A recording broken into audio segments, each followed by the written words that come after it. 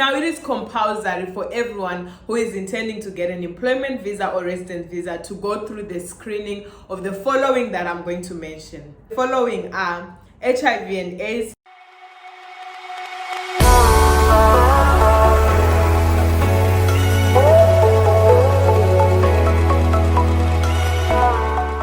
Hey boss babes, welcome back to my channel. My name is Simonesanangurai. I'm on Instagram and I'm on TikTok as @bosssimone1.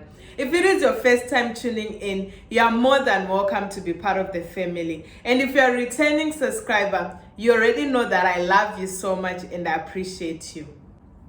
So guys, in today's video, I'm going to be talking about all the screening and the tests that you go through if you're intending on getting a residence visa here in Dubai or an employment visa. Now, it is compulsory for everyone who is intending to get an employment visa or residence visa to go through the screening of the following that I'm going to mention. The following are HIV and AIDS, hepatitis B and C, tuberculosis, leprosy, syphilis, and pregnancy. These tests are compulsory on everyone who wants to get a residence visa or an employment visa. Now, when I'm saying if you want to get a residence or employment visa, simply meaning that if you are just intending to come here on a visit visa, you don't have to undergo any test at all. You just obtain your visa. Like I already said in the previous video, the things that are required of you when you want to apply for a visit visa or a business visa to come to Dubai. If you haven't watched that video, I would advise you to go back and look into that video. But when you are intending on staying here, like you want a residence visa or you want an employment visa, that means you undergo through tests. And when those results come, they would either say medically fit or not medically fit, meaning those results will determine whether you can stay in Dubai or whether you get deported or whether you get treated. Now, these tests can only be done in a government hospital or clinic, meaning you cannot do them in a private sector, meaning you cannot do them in your own home country and say, okay, I'm going to do this test since I'm going to Dubai and then I'll provide them when I'm applying for a residence visa. That is impossible.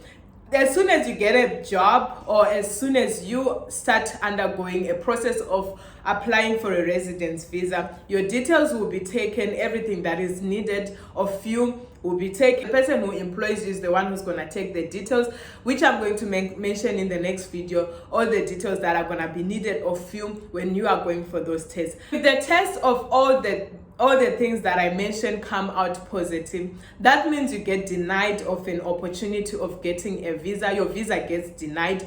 Your employment visa or residence visa gets denied here in Dubai, and you either get deported or there are some of the diseases that they will treat them. I'm just gonna put a chart over here whereby I'm going to be showing you the ones that requires deportations and the ones that requires treatment.